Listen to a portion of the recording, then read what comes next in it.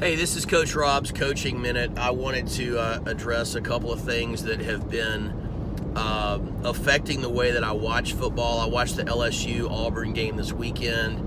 A lot of emphasis has been put on quarterback play. Joe Burrow has had a great year. Bo Nix, the freshman at Auburn, has had a very good year.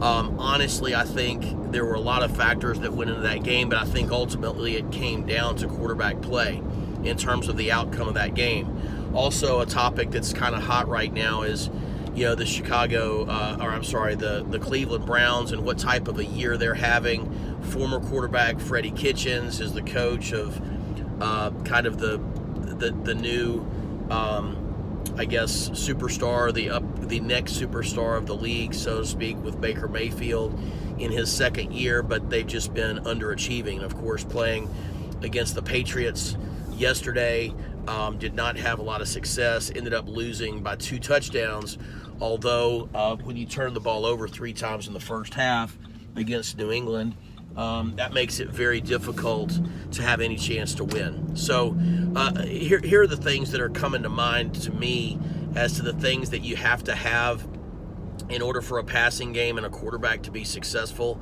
And it really boils down to a lot of different things. But the first thing is pass protection.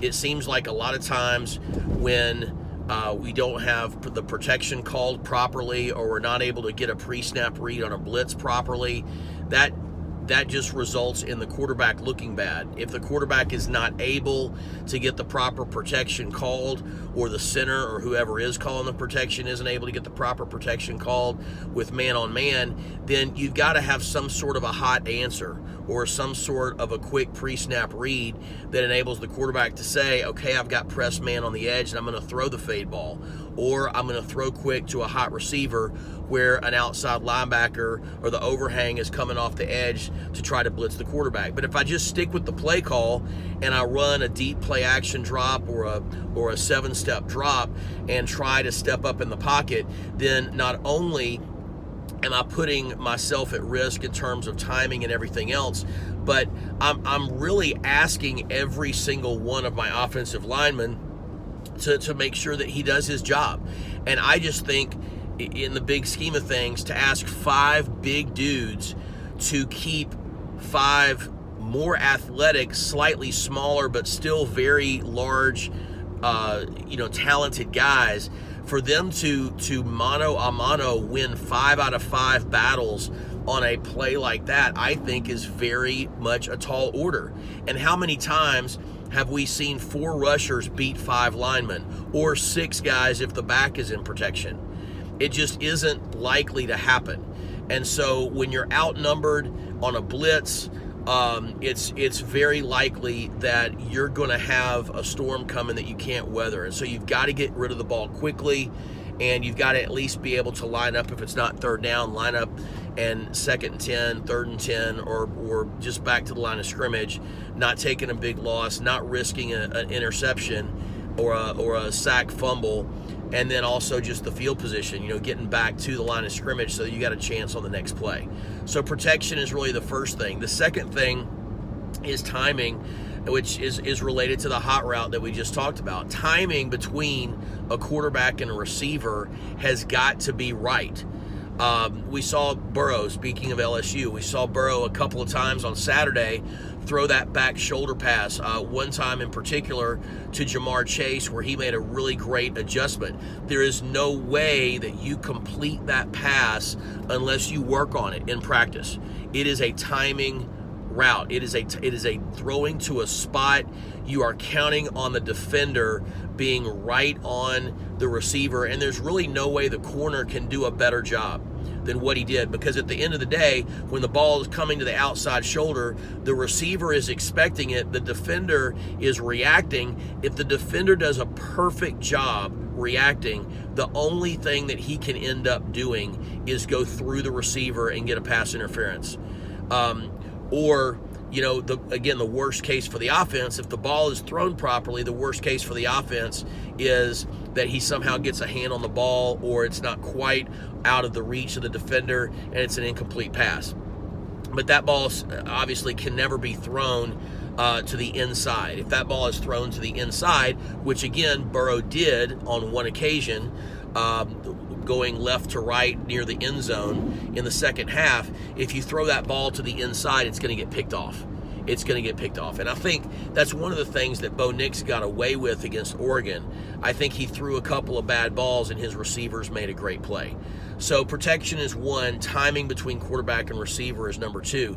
Number three that I think is the biggest, probably one of the biggest things that high school quarterbacks can do, but coaches don't coach them to do it, is get a pre-snap read to simplify the post-snap decisions. You really can't expect any quarterback at any level to drop back and go through really more than three, to get to a fourth or a fifth progression or a check down after going through 5 steps or 5 reads after the snap is really just unreasonable. So I really think what you've got to be able to do as a quarterback is you've got to get a pre-snap read. In high school, it's not really done that much. Of course, it definitely picks up in colleges that secondaries disguise their coverages or they'll roll into certain things, which again, you can get a little bit of a feel for that based on scouting reports. But generally speaking, in high school and a lot of times in college, you can get a pre-snap read and you can know, okay, based on what I'm seeing, are they in zone or man? I can do a little bit of variation on the snap count to see if I'm looking at a blitz, back to the protections that we're talking about. But also, you can sometimes get DBs to give away what coverage they might be rolling into because they will start to move before the snap. So a lot of times in the air raid offense, you'll see quarterbacks kind of fake that clap to try to get some guys moving a little bit to sort of tip their hand. You can also tell a lot by the position of a corner's hips and where their eyes are pre-snap to tell if they're in man or not. And obviously, if you've got somebody in man coverage, you want to get, rub routes or mesh or whatever you're going to run so that you can lead the receiver in a place that doesn't, you can put the ball in a place where the defense doesn't have a chance for a pick. If it's a zone type of a deal, then you're probably going to have a combo route that's going to put one defender in a dilemma that they can't cover both. Like on a smash concept, maybe a deep corner and a comeback route, the corner is going to be in a dilemma. He's not going to be able to cover both of those things. So if they get, a linebacker out in the deep flat to where he's expected to cover a comeback, you may have to get the ball over his head in order to complete a comeback route. But if the corner is gonna sit a little bit, then it's gonna be up to either the hash safety or even if they're in cover 3, the free safety over the middle of the ball to get to a corner route, which he should not be able to do. So it ought to be an A or B option, one or two choices post snap. So pre-snap read is really number 3. And I'd say the fourth thing that really is going to help, which is kind of obvious that people talk about this a lot, is you've got to have receivers who are playmakers. You've got to have receivers that close on the football, and most teams don't have, multiple guys that are big body possession type guys, or most guys that are speed guys that are deep threats. A lot of teams have gotten to the point where they've got receivers who are disciplined route runners. They're probably average athletes when it comes to speed, but they're disciplined route runners. They catch the ball well, and they close on the ball in air. But sometimes those are the guys that have a little bit of a harder time creating separation, when they come out of their breaks. Sometimes they end up being good-looking guys when it comes to man coverage, and they can get away from people on a slant or a mesh crossing route type of a thing, but they're not really as good on the deep routes. So anyway, just wanted to mention that when we talk about Trevor Lawrence this year and how he's not as good as he was as a freshman, or we're talking about how Mitch Trubisky just can't seem to get over the hump, or we're talking about benching Marcus Mariota for the Titans and getting Ryan Tannehill in there, or we're trying to evaluate if Josh Allen is really the answer in Buffalo, or we're trying to, vomit all over ourselves as to how Tom Brady is the greatest quarterback in the history of the universe, or why Baker Mayfield isn't as good, or why Drew Brees can come in right after thumb surgery and be so good right after that. That's his preparation. That's just the way he does business. And so for him to be out 5 weeks isn't going to really shake him from, 15, 16, 17 years of doing things a certain way. He is just that disciplined. So I just want to make the observation or point out the other factors that are involved. It is not all on the quarterback. It is a team game, and yes, I do think the quarterback has the ability to affect and make those around him better, but at the same time, we've got to understand you still got to have dudes up front that recognize and execute protection. You still got to have the implementation and the coaching of the offensive coordinator to make sure that you've got hot receivers or quick pass options so that you can handle things like the blitz or things like press man coverage. And then you've got to have timing with receivers. You've got to have the discipline to make sure that routes are run, the depths are proper, the ball is thrown on time. And then you've got to have receivers that can make plays.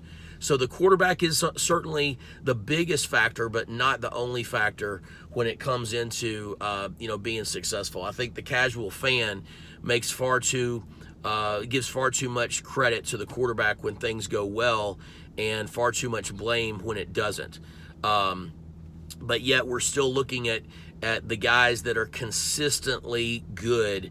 Drew Brees, Russell Wilson, Aaron Rodgers right now, and I would even say, Tom Brady's got good experience, but in terms of his ability to be accurate and his ability to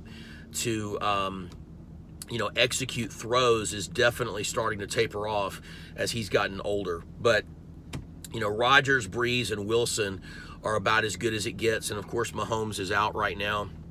But hey, look at the Jacksonville quarterback, the Jaguars quarterback from Washington State. That guy is figuring it out, and he's a winner. And he came from Washington State, and he's a guy that I'm really excited about watching, moving into the future, because it seems like they're starting to put a lot of things together where they're winning some games. So the mustache down in Jacksonville is somebody that I'm excited about watching moving forward.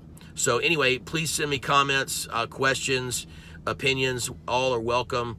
Look forward to hearing from you, and thanks for listening.